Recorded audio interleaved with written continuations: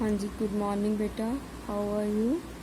Fine. Okay बेटा, अज असी होम साइंस का जोड़ा फस्ट लैसन स्टार्ट कर रहे हैं। ठीक है, पहला रीड करते हैं, फिर उस तो बाद असी क्वेश्चन फाइंड आउट करांगे। ओके, हाँ जी, ग्रह विज्ञान बारे जानकारी। ठीक है, ग्रह विज्ञान की हुंदा है? विज्ञान सानू सारिਆਂ ਨੂੰ पता है साइंस। ठीक है, ग्रह हुंदा घर, घर बारे जानकारी। ठीक है, भी साडे घर विच किहड़ियां-किहड़ियां चीज़ां दी लोड़ हुंदी, किहड़ियां चीज़ां तो घर बनाउंदा ते उन्हां बारे सानू पूरी नॉलेज होना जरूरी है। ठीक है, ग्रह विज्ञान एक अजिहा विषय है जो घर मनुख नूं घर दे संबंध विच हर पक्षों जानकारी देने की कोशिश करता है। ग्रह की हुंदा है? घर ग्रह नूं कहा जाता है साडा आलना, साडा टिकाना हुंदा है जिथे परिवार दे हर मैंबर दियां सरीरक, मानसिक, जज्बाती जरूरतों की पूर्ति हुंदी है। ठीक है ना, सानू घर विच रह के सानू सारिਆਂ ਨੂੰ पता है कि सानू रोटी, कपड़ा, मकान सब की लोड़ हुंदी है। ये मनुख दियां की है बेसिक नीड्स हैं जिन्हां तो बिना जिहड़ी साडी जिंदगी बतीत नहीं हो सकती। ठीक है, इस करके इन्हां चीज़ों की नॉलेज होना सानू बहुत जरूरी है। जे सानू इन्हां चीज़ों की नॉलेज नहीं होवेगी तो ना सानू गर्मियां सर्दियां दे खाण पीन का पता लगेगा, ना ही पहनने का पता लगेगा। ठीक है, इस करके सानू इन्हां चीज़ों की जरूरी जानकारी होना बहुत जरूरी है। घर एक अजिही थां है जिथे बच्चे नूं प्यार मिलता है, वो अपने आप को सुरक्षित महसूस करता है। उसकी मुंडली पढ़ाई, कदरां कीमतां, संस्कारां दी नींह इत्थे ही रखी जाती है। बच्चे लिए माँ धुरे का काम करती है, उसकी छत्र छाया हेठ ही वो अपना जीवन जाच सीखता है। ठीक है, जेकर साडे कोले घर नहीं होवेगा तां कि असी वड्डे या खाण साडी देखभाल तो बिना असी वड्डे हो सकते हैं? नहीं। जेकर घर होवेगा, माँ बाप होणगे तां ही असी जिहड़े कि समाज विच विचर सकते हैं। ठीक है, हुण इहदा अर्थ की है ग्रह का? ग्रह विज्ञान का शाब्दिक अर्थ घर विच रहन दी क्रमबंध सिੱਖਿਆ है। क्रमबंध हुंदा है कि जिवें सब तो पहला उठ के असी जिहड़ा मॉर्निंग की करते हैं, उस बाद की करते हैं, इनू क्रमबंध कहता है। टाइम टू टाइम अपना काम करना। ठीक है, परिवारिक जीवन शक्तिशाली बनाने लई संबंधी जानकारी के सारे पहलुओं को इकट्ठा करके एक नवे विषय की रचना की गई है जिसनों ग्रह विज्ञान का नाम दिता गया है। असल में इसनों कई पड़ावां विचों गुजरना पिया है, जिवें पहला इसनों घरेलू विज्ञान, घरेलू कला, घरेलू अर्थशास्त्र आदि नावां नाल जाणिया जांदा सी। हुण ग्रह विज्ञान की परिभाषा। ग्रह विज्ञान की परिभाषा कि डॉक्टर A.H. रिचर्ड अनुसार ग्रह विज्ञान वो खास विषय है जो परिवार की आमदन ते खर्च, भोजन की स्वच्छता, कपड़े संबंधी जरूरतां, घर ही सही चोण आदि नाल संबंधित है। ठीक है बेटा, जदों भी परिभाषा लिखनी है ना तुसीं, जे तो किसी का नाम लिख रहे हो तो वह परिभाषा च बिल्कुल चेंज नहीं करना।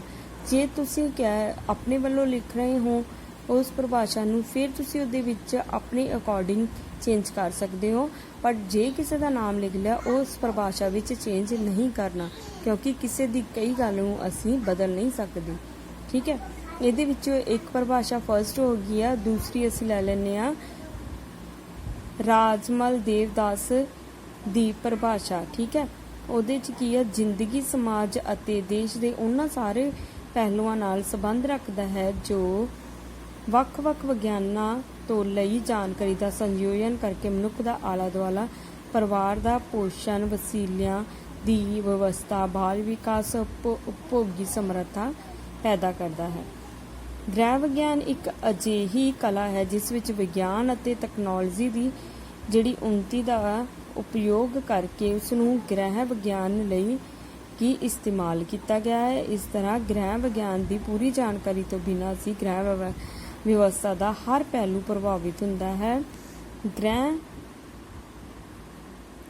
ग्रह विज्ञान के समय ही कला ਅਤੇ विज्ञान का संपूर्ण मेल जिहड़ा उभर के सामने आउंदा है।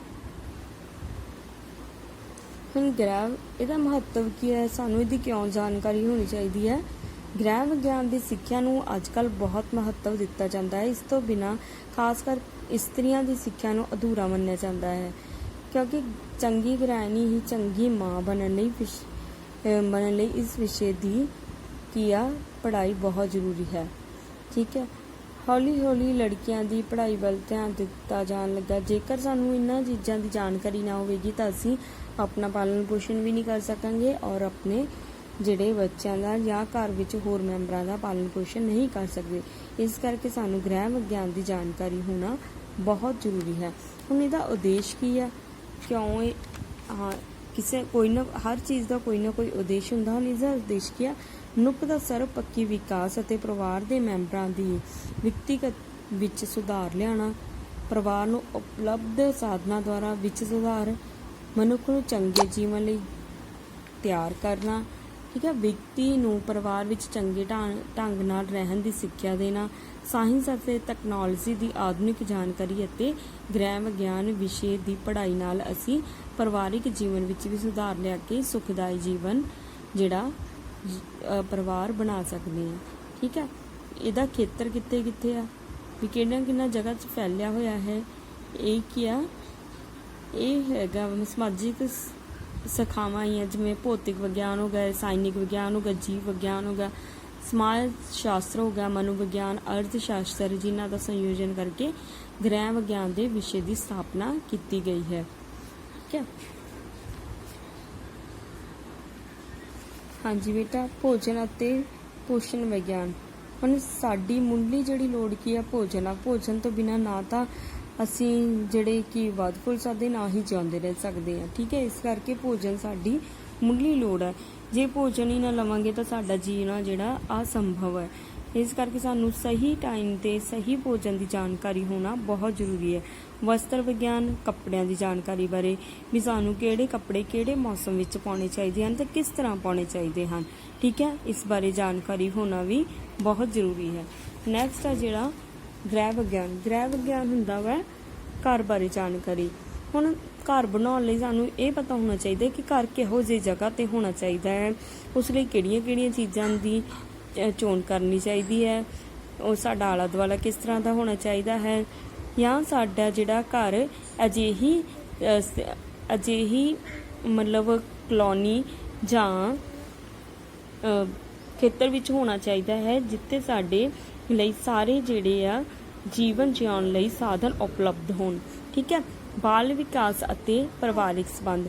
ਬੱਚੇ ਹੀ ਦੇਸ਼ ਦਾ ਭਵਿੱਖ ਹੁੰਦੇ ਹਨ, ਸਭ ਨੂੰ ਪਤਾ ਨਾ। ਉਹਨਾਂ ਦਾ ਪਾਲਣ ਪੋਸ਼ਣ ਕੌਣ ਆ, ਪ੍ਰੇਰਨਾਜਨਕ ਮਾਹੌਲ ਵਿੱਚ ਹੋਣਾ ਚਾਹੀਦਾ ਹੈ ਤਾਂ ਜੋ ਉਹਨਾਂ ਦਾ ਠੀਕ ਵਾਧਾ ਤੇ ਵਿਕਾਸ ਹੋ ਸਕੇ। ਮਨੁੱਖ ਇੱਕ ਸਮਾਜਿਕ ਪ੍ਰਾਣੀ ਹੈ। ਠੀਕ ਹੈ, ਸਮਾਜ ਵਿੱਚ ਆਪਣੇ ਲੋਕਾਂ ਨਾਲ ਖੁਸ਼ ਰਹਿੰਦਾ ਹੈ, ਇਸ ਲਈ ਪਰਿਵਾਰਿਕ ਸੰਬੰਧਾਂ ਬਾਰੇ ਜਾਣਕਾਰੀ ਵੀ ਜ਼ਰੂਰੀ ਹੈ। ਬੱਚੇ ਦੀ ਸਫਲਤਾ ਅਸਫਲਤਾ ਲਈ ਮਾਂ ਹੀ ਜ਼ਿੰਮੇਵਾਰ ਹੈ, ਇਸ ਲਈ ਗ੍ਰਹਿਣੀ ਨੂੰ ਬੱਚਿਆਂ ਦੀ ਮਾਨਸਿਕ, ਸਰੀਰਕ, ਭਾਵਨਾਤਮਕ ਜ਼ਰੂਰਤਾਂ ਬਾਰੇ ਪਤਾ ਹੋਣਾ ਚਾਹੀਦਾ ਹੈ। ਗ੍ਰਹਿ ਵਿਗਿਆਨ ਦੀ ਪੜ੍ਹਾਈ ਦਾ ਵਿਸਤਾਰ। ਇਸ ਵਿਸ਼ੇ ਦਾ ਮਕਸਦ ਵਿਦਿਆਰਥੀਆਂ ਦੁਆਰਾ ਕੀਤੀ ਇਸ ਪੜ੍ਹਾਈ ਨੂੰ ਪੇਂਡੂ ਲੋਕਾਂ ਜਾਂ ਜਿਨ੍ਹਾਂ ਨੇ ਪੜ੍ਹਾਈ ਨਹੀਂ ਕੀਤੀ ਉਹਨਾਂ ਤੱਕ ਪਹੁੰਚਾਉਣਾ ਹੈ। ਆਮ ਕਰਕੇ ਪਿੰਡਾਂ ਦੇ ਲੋਕ ਜੋ ਰਸਮੀ ਪੜ੍ਹਾਈ ਤੋਂ ਵਾਂਝੇ ਰਹਿ ਜਾਂਦੇ ਹਨ, ਉਹਨਾਂ ਨੂੰ ਜੀਵਨ ਦੀਆਂ ਜ਼ਰੂਰਤਾਂ ਜਿਵੇਂ ਕਿ ਨੀਤੀਆਂ ਬਾਰੇ ਪਤਾ ਹੋਣਾ ਚਾਹੀਦਾ ਹੈ। ਬੱਚਿਆਂ ਵਿੱਚ ਸਾਫ਼ ਸੁਥਰੀਆਂ ਆਦਤਾਂ ਦਾ ਨਿਰਮਾਣ ਕਰਨਾ, ਟੀਕੇ ਲਗਾਉਣਾ, ਪੌਸ਼ਟਿਕ ਤੱਤਾਂ ਦੇ ਸਰੋਤ, ਖਾਣਾ ਪਕਾਉਣ ਦੇ ਤਰੀਕੇ, ਘਰ ਵਿੱਚ ਹਵਾ ਰੌਸ਼ਨੀ ਦਾ ਮਹੱਤਵ। ਠੀਕ ਆ, ਆਮਦਨ ਅਤੇ ਖਰਚ ਦਾ ਹਿਸਾਬ, ਆਪਣੇ ਸਾਧਨਾਂ ਦਾ ਸਹੀ ਇਸਤੇਮਾਲ। ਠੀਕ ਹੈ ਬੇਟਾ, ਹੁਣ ਸ਼ਾਰਟ ਕੁਐਸਚਨ ਆ, ਤੁਸੀਂ ਜਿਹੜੇ ਬਿਲਕੁਲ ਸ਼ਾਰਟ ਇੱਕ ਅੱਖਰ ਦੇ ਹੁੰਦੇ ਆ ਉਹ ਤੁਸੀਂ ਖੁਦ ਜਿਹੜੇ ਕਰਨੇ ਆ, ਬਾਕੀ ਮੈਂ ਤੁਹਾਨੂੰ ਸੋਲਵ ਕਰਕੇ ਸੈਂਡ। ਹਾਂਜੀ ਬੇਟਾ, ਇਹ ਜਿਹੜੇ ਕੁਐਸਚਨ ਆ ਆਪਣੀ ਫੇਅਰ ਨੋਟਬੁੱਕ ਤੇ ਕਰਨੇ ਆ। ਮੈਂ ਕਿਸੇ ਦਾ ਕੋਈ ਬਹਾਨਾ ਨਹੀਂ ਸੁਣਨਾ ਕਿ ਸਾਡੇ ਕੋਲ ਬੁੱਕ ਨਹੀਂ, ਇਸ ਕਰਕੇ ਮੈਂ ਸੋਲਵ ਕਰਕੇ ਤੁਹਾਨੂੰ ਸੈਂਡ ਕਰ ਰਹੀ ਹਾਂ। ਓਕੇ, ਥੈਂਕਸ ਬੇਟਾ, ਹੈਵ ਅ ਨਾਈਸ ਡੇ। ਹਾਂਜੀ ਬੇਟਾ, ਆਪਣਾ ਜੋ ਸ਼ਾਰਟ ਕੁਐਸਚਨ ਰਹਿ ਗਏ ਸੀ ਉਹ ਕਰ ਰਹੇ ਹਾਂ।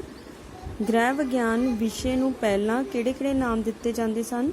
ਗ੍ਰਹਿ ਵਿਗਿਆਨ ਨੂੰ ਘਰੇਲੂ ਵਿਗਿਆਨ, ਘਰੇਲੂ ਕਲਾ, ਘਰੇਲੂ ਅਰਥ ਸ਼ਾਸਤਰ ਆਦਿ ਨਾਮ ਦਿੱਤੇ ਜਾਂਦੇ ਸਨ। ਗ੍ਰਹਿ ਵਿਗਿਆਨ ਦੀ ਪਰਿਭਾਸ਼ਾ ਲਿਖੋ।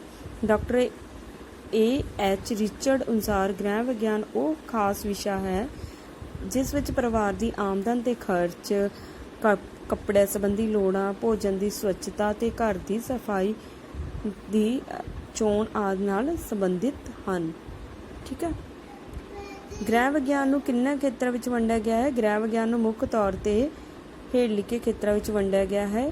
ਭੋਜਨ ਅਤੇ ਪੋਸ਼ਣ ਵਿਗਿਆਨ, ਵਸਤਰ ਵਿਗਿਆਨ, ਗ੍ਰਹਿ ਵਿਵਸਥਾ, ਬਾਲ ਵਿਕਾਸ ਅਤੇ ਪਰਿਵਾਰਿਕ ਸੰਬੰਧਿਤ ਗ੍ਰਹਿ ਵਿਗਿਆਨ ਦੀ ਪੜ੍ਹਾਈ ਦਾ ਵਿਸਥਾਰ।